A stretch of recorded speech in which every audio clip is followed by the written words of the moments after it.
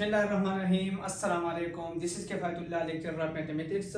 आज हम क्लास 9 के जो पहला लेक्चर है, पहला चैप्टर के एक्सरसाइज 1.1 करेंगे। लेकिन एक्सरसाइज से पहले जो भी चीज़ इस एक्सरसाइज में इस्तेमाल होते हैं, जो इम्पोर्टेंस टॉपिक्स है, जो importance usages of in exercise में है, वो यहाँ पर पहले क्लियर करेंगे, ताकि बाद में एक्सरसाइज में कोई मुश्किलात आप लोगों के लिए नहीं है। जो सबसे पहला टॉपिक है वो आपके साथ नंबर लाइन है। लेकिन नंबर लाइन से पहले आपको नंबर के बारे में पहचानना चाहिए कि नंबर क्या चीज़ है।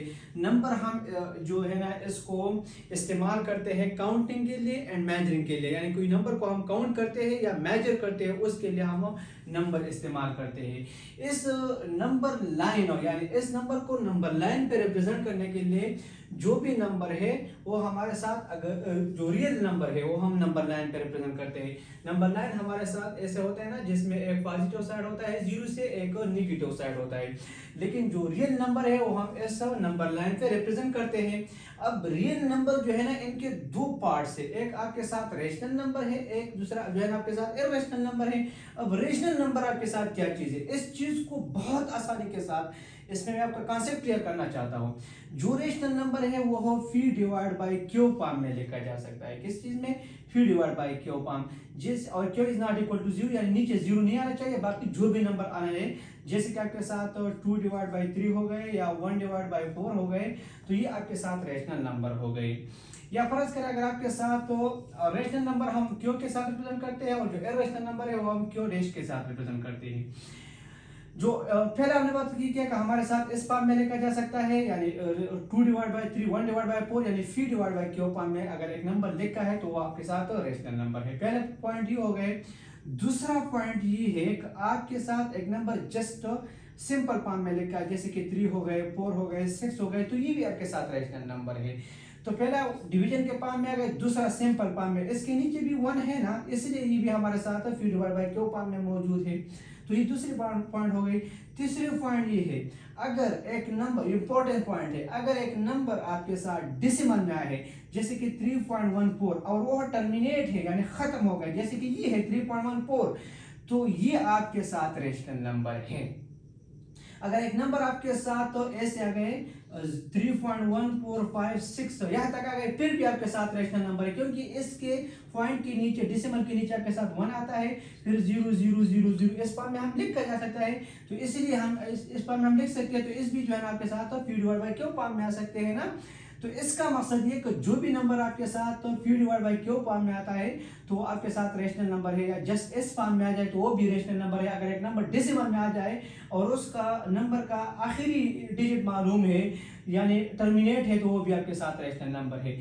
और एक और बात, अगर एक नंबर आपके साथ डेसिमल में भी आ जाए, जैसे कि ये है 0.31313131 और टर्मिनेट भी नहीं है लेकिन रिकरिंग है, बार बार जो है ना एक या दो इंच जो है ना वो रिपीट होता है और खत्म नहीं होता है, तो फिर भी आपके साथ ये रेशनल नंबर है। जो मेन बात है इर्रेशनल नंबर में, इस सारे बातों से आउट, यानी अगर एक नंबर आपके साथ ऐसे आ जाए कि आपके साथ तो डेसिमल में आ जाए, जो हमारे साथ यहाँ पर डेसिमल में आया था लेकिन खत्म हुआ था, यहाँ पर डेसिमल में आ जाए और खत्म भी नहीं होता है और रिकरिंग भी नहीं होता है, क्योंकि एक नंबर डेसिमल में आ जाए और खत्म होता है तो वो रेशनल है। अगर नंबर डेसिमल में आ जाए और खत्म नहीं होता है बट रिकरिंग है इस फॉर्म में, वो भी रेशनल है। लेकिन अगर एक नंबर आपके साथ डेसिमल में आ जाए और वो आपके साथ क्या है कि आपके साथ वो हो 0.3145678921 एंड सो ऑन, लेकिन यहाँ पर देखिए ये नंबर जो है ना आपके साथ न तो खत्म होता जाता है और न रिकरिंग है, इसलिए आपके साथ ये कौन सा नंबर है? इर्रेशनल नंबर है।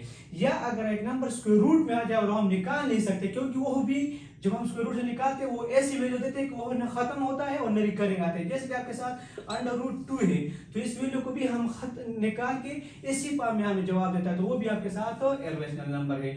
या √10 हो गए, इस तरीके के, ये जो है ना आपके साथ कौन सा नंबर है? इर्रेशनल नंबर है। तो हम रियल नंबर जो है ना आपके साथ रेशनल और इर्रेशनल नंबर से बना हुआ है और हम नंबर लाइन पे रिप्रेजेंट करते हैं। जो हमारे साथ है एक्सरसाइज की तरफ आते हैं। एक्सरसाइज में जो पहला क्वेश्चन है वो भी नंबर लाइन के ऊपर है। तो आपने ये चंद सवालात आपको दिया है कि ये आपने नंबर लाइन पे कैसे रिप्रेजेंट करना है। तो पहले मैं आपको इसके कॉन्सेप्ट को क्लियर करना चाहता हूँ कि आपने सिर्फ 1 या 2 सवालात को सही तरीके से सीखना है, बाकी आप सारे के सारे खुद और आसानी के साथ करेंगे। देखिए पहले आपके साथ ये कही 3 डिवाइड बाई 4, यानी अगर 3 को 4 पे डिवाइड करना है तो ये देखिए ऊपर जो हिस्सा है वो छोटा है बनिस्बत नीचे वाले जो बड़ा है। ये 3 डिवाइड बाई 4 है तो ये 0 और 1 के दरमियान ही इनका जवाब आएगा, क्योंकि 3 जब 4 पे डिवाइड करेंगे तो ऊपर छोटा है नीचे बड़ा है, तो जब ये हम डिवाइड करेंगे तो इनका जवाब हो 0 से क्या आएगा, बड़ा आएगा, बट 1 से नीचे आएगा। लेकिन कितने तक आएगा इसके लिए आपने ये करना है, जब नीचे 4 है तो आपने यहाँ पर 4 पार्ट्स बनाना है इसमें, यानी तीन जो है ना आपने लाइन ड्रा करनी, यानी पूरे के पूरे पार्ट्स आपस में इक्वल आ जाए, यानी 1 2 और 3 आपने यहाँ पर लाइन ड्रा किया। जब 3 लाइन आपने ड्रा किया तो 4 पार्ट्स यहाँ पर बन गए, यहाँ क्योंकि नीचे 4 है तो यहाँ पर आपने 4 पार्ट्स बनाना है। फिर क्या करना है, अब ऊपर 3 है ना तो आपने 1 2 3 तक यहाँ पर आना है, तो ये आपके साथ 3 डिवाइड बाई 4 हो। फिर यहाँ पर आ जाए ये वाला, ये आपके साथ 1 वाला पार्ट, अब ये आपके साथ तो दूसरे वाला पार्ट है का -1 डिवाइड बाई 3। इनके लिए आपने क्या करना है, माइनस जवाब है ना, यानी आपके साथ तो ये दरमियान में 0 हो गए, अब ये माइनस की तरफ आ जाएगा, यानी आपके साथ ये -1 है। अब 1 डिवाइड बाई 3 है, अगर 1 हम 3 पे डिवाइड करेंगे तो जाहिर सी बात है वो 0 और 1 के बीच ही आ जाएगा। बट अब यहाँ पर 3 है तो आपने 2 लाइन ड्रा करना है। अब निगेटिव साइड है तो निगेटिव साइड पे होगा, लेकिन 2 लाइन, मैंने आपको यहाँ पर भी बताया कि आपके साथ यहाँ पर 4 है तो आपने 3 लाइन ड्रा किया था ना, अब यहाँ पर आपके साथ 3 है तो आपने 2 लाइन ड्रा करना है ताकि ये बराबर 3 हिस्सों में तकसीम किया जाएगा। अब ये ऊपर माइनस मतलब 1 है तो ये पॉइंट आएगा, 1 ऊपर 1 है तो 1 ही पहले वाले पोर्शन पे आ जाएगा, 1 divide by 3 but -1 divide by 3। समझ आ गए ना।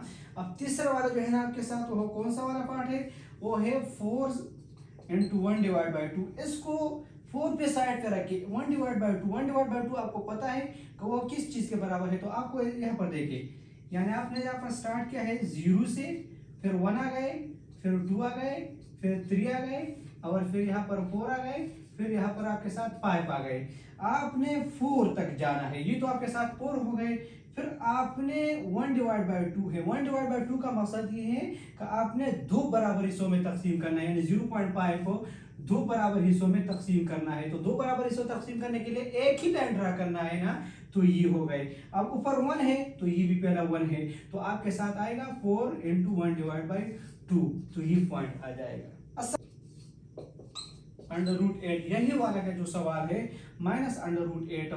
-√8 का मकसद ये है कि आपके साथ जो √8 है इसको आपने स्क्वायर रूट से निकालना है। स्क्वायर रूट से निकाले, स्क्वायर रूट से तो वो आपके साथ 2.8 के बराबर है, यानी -2.8 आ गए। फिर आपने क्या करना है, फिर आपके साथ ये 0 हो गए, फिर ये -1 हो गए, फिर ये -2 हो गए, फिर ये -3 हो गए, क्योंकि आपने माइनस की तरफ आना है। अब देखिए 2.8 है, -2.8 है, यहाँ पर आपने इसको बराबर 10 हिस्सों में तकसीम करना है, क्योंकि वो डिवीजन के पार्ट में थे पहले वाला, जो हमने उसके हिसाब से पार्ट में तकसीम करना था। लेकिन अब यहाँ पर पॉइंट में आए हैं तो इसको बराबर 10 हिस्सों में तकसीम करने के लिए 9 लाइन ड्रॉ करना है। अब जब आप 9 लाइन ड्रॉ करेंगे तो यहाँ पर आपको बराबर 10 हिस्सों में तकसीम किया जाएगा। 1 2 3 4 5 6 7 8 9 लाइन हमने ड्रा किया।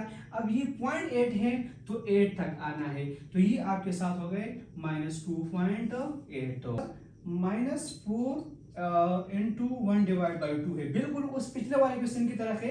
आपके साथ तो वो +4 into 1 डिवाइड बाई 2 थे, अब ये -4 into 1 डिवाइड बाई 2 है, यानी आपके साथ 0 हो गए, 1 हो गए, 2 हो गए, -1 -2 -3 -4 एंड -5 हो। अब क्या करना है, आपने -4 तक आना है, -4 के बाद आपने इसको बराबर 2 हिस्सों में तकसीम करने के लिए एक ही लाइन ड्रा करना है, ताकि बराबर 2 हिस्सों में तकसीम हो गए, और ये आपके साथ -4 into 1 डिवाइड बाई 2 हो गए। आज जो क्वेश्चन है 1 डिवाइड बाई 3 है।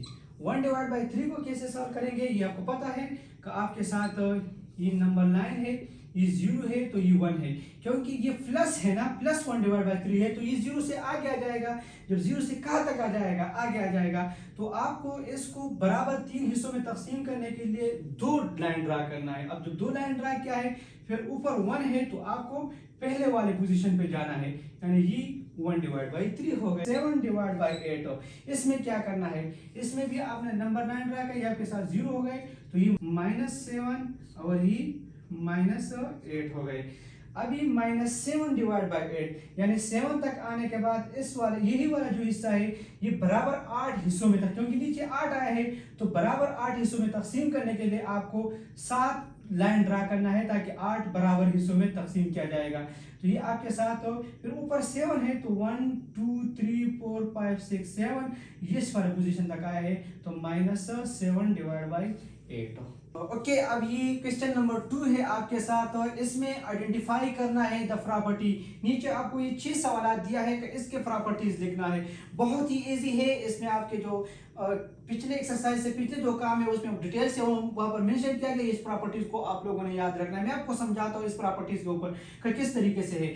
यानी 1 multiplied by y minus 2 is equal to y minus 2, यानी 1 को किसी चीज के साथ मल्टीप्लाई किया है, यानी ये कोई नंबर है, y माइनस 2 कोई नंबर है, तो 1 के साथ जो भी नंबर आप मल्टीप्लाई करें वापस वही वाला जवाब आ जाएगा। आइडेंटिटी, यानी अगर हम 1 के साथ जो भी नंबर मल्टीप्लाई करते हैं तो उससे यानी जब हम 1 के साथ जो भी नंबर मल्टीप्लाई करते हैं तो उनसे वापस वही वाला जवाब आ जाएगा, तो उसे हम क्या कहते हैं, मल्टीप्लिकेटिव आइडेंटिटी। अब दूसरा वाला जो है ना ये सवाल है, इसमें कौन सा प्रॉपर्टी यूज हो चुका है इसको देखिए। 0.2 multiply by 5 is equal to 1, यानी अगर आप दो नंबर्स मल्टीप्लाई करें या डिवाइड करें इनसे वन ही जवाब आ जाए, यानी तो उसे हम क्या कहते हैं, मल्टीप्लिकेटिव इनवर्स कहते हैं। क्या कहते हैं, मल्टीप्लिकेटिव इनवर्स।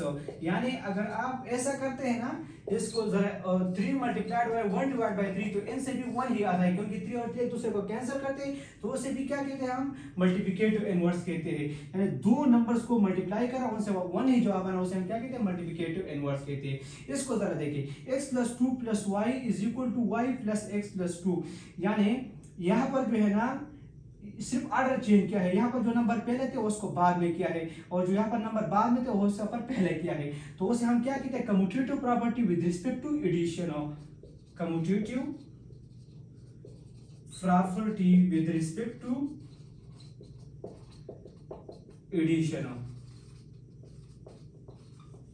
ओके, अब जो यही वाला नंबर है -3b + 3b = 0, यानी दो नंबर आपस में ऐड करने से 0 जवाब आता है, तो उसे हम क्या कहते हैं, एडिटिव इनवर्स कहते हैं।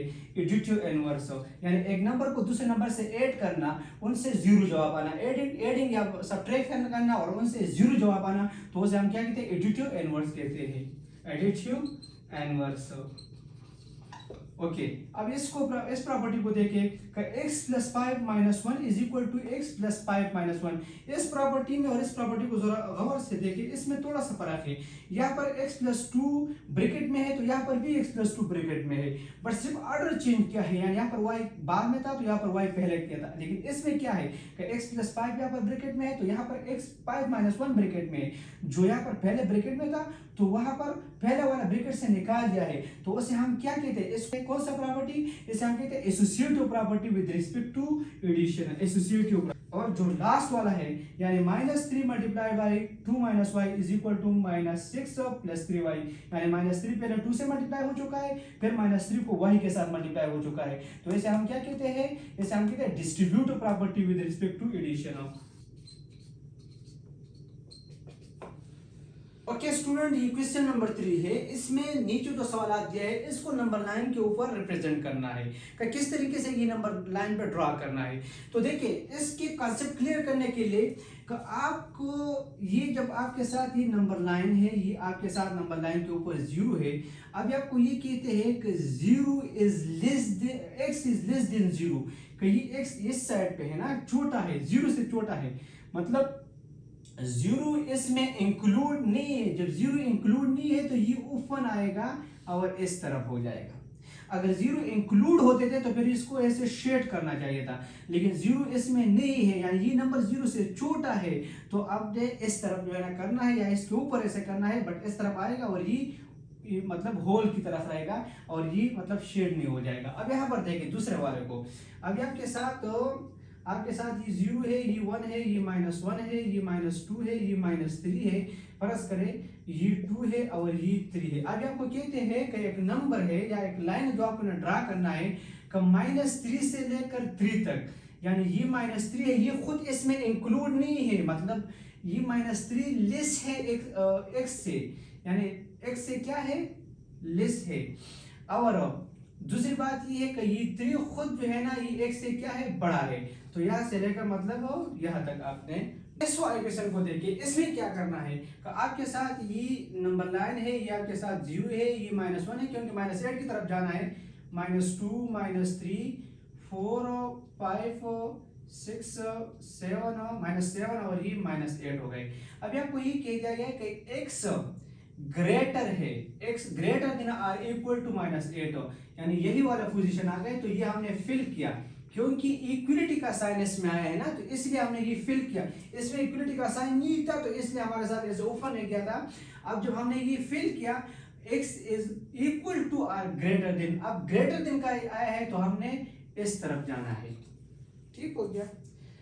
फिर आपके साथ यही वाला है, ये आपके साथ 0 है, ये आपके साथ 1 है, ये आपके साथ -1 है, लेकिन x इज ग्रेटर देन 0, यानी ये आपके साथ 0 है, ओपन आ गया क्योंकि इक्वलिटी का साइन तो यहाँ पर नहीं है ना, जिस तरीके पर यहाँ पर इक्वलिटी का साइन नहीं था, बट यहाँ पर x इज ग्रेटर, यहाँ पर x लेस था तो इस साइड पे था, अब x ग्रेटर है तो इस साइड पे आएगा, पॉजिटिव साइड पे जाएगा। अब यहाँ पर देखिए आपके साथ तो ये 0 है, ये -1 है, ये -2 है, ये -3 है। अब x जो है ना ये आपके साथ लेस है -3 से, यानी x जब -3 से लेस है यानी ये -3 तक आना है। यहाँ पर इक्वलिटी का साइन तो नहीं है ना, तो ऊपर नहीं जाएगा, और फिर लेस है, छोटा है तो इस साइड पे आ जाएगा।